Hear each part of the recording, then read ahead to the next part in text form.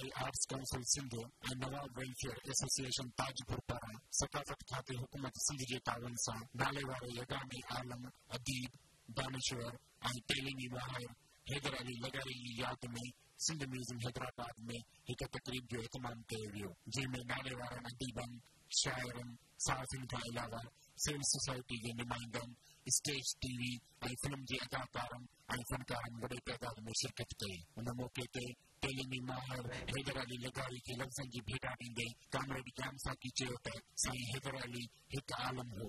साईं हैदर अली आलम छा तसव्वुफ़ जी तारीख़ है, छा यूरोप जी सियासी तारीख़ है, छा सिंध जी सकाफ़ती तारीख़ है, एतिरो ॼाणंदो एतिरो मुतालो कयो हद से इते क़दुरु जो आइंस्टाइन जी ख़ुश्क सियासी फ़लसफ़े खे बि साइंसी फ़लसफ़े खे बि साईं उन जी बि स्टडी कई। सीनियर अदाकार शहबाज़ दुरानी चयो त हैदर अली लगारी ताजपुर जो हिकु नवाब हो, पर हुन कॾहिं बि पाण खे नवाब न सॾरायो। Sain Haider Ali Lagari is one of the Nawab of Tajpur. न कॾहिं हिन नवाब सॾायो, न संदसि पुटु इसरार नवाब सॾायो, न त जेके बि हिन ख़ानदान जा माण्हू सभु नवाब आहिनि। हैदर अली लगारी दरसो तदरीस जो हुनजो माहौल उहो ई हो, सॼी ज़िंदगी दर्स ॾिनई पढ़ाई।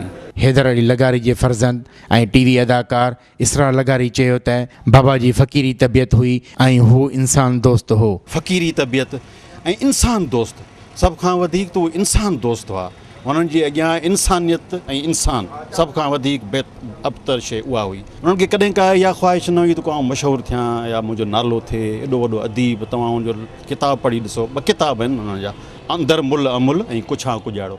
पर हिकिड़ी सिट तव्हां पढ़ंदो, तव्हां ईअं सम्झो तव्हां ॿियो किताब पढ़ी छॾियो। सिविल सोसाइटी जे अॻुवाण काज़ी अनवर ॻाल्हाईंदे चयो त अॼु जा उस्ताद जेकर हैदर अली जे नक्शे क़दम ते हलनि त सिंध जी तइलीम अॻिते वधी सघे थी।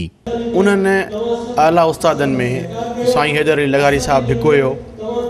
हुननि जी कोशिशुनि ऐं काविशुनि जे करे हिते इलाही सारा सुठा माण्हू पैदा थिया। पर अॼु अफ़सोस सां इहो चवणो थो पवे त उहे उस्ताद लभनि कोन था।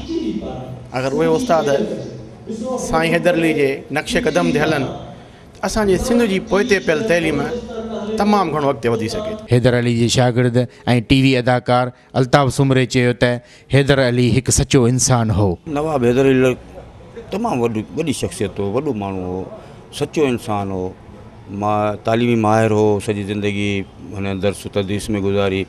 मां बि हुनजो शागिर्द रहियुसि। BI आर्ट्स काउंसिल जे चेयरमैन ऐं अदाकार रफ़ीक ईसाणी चयो त जिन असांजी ॿोली जी ख़िदमत कई आहे, अहिड़ियुनि शख़्सियतुनि खे भेटा ॾियारण लाइ अहिड़ा प्रोग्राम मुनक़द कयूं था।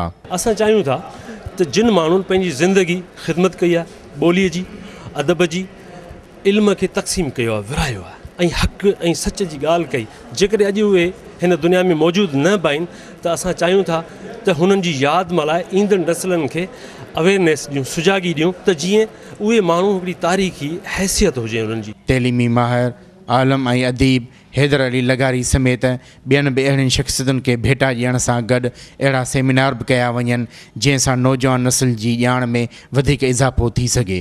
कैमरामैन अली रज़ा भंभरो सां गॾु पारस रियाज़, आवा TV न्यूज़, हैदराबाद।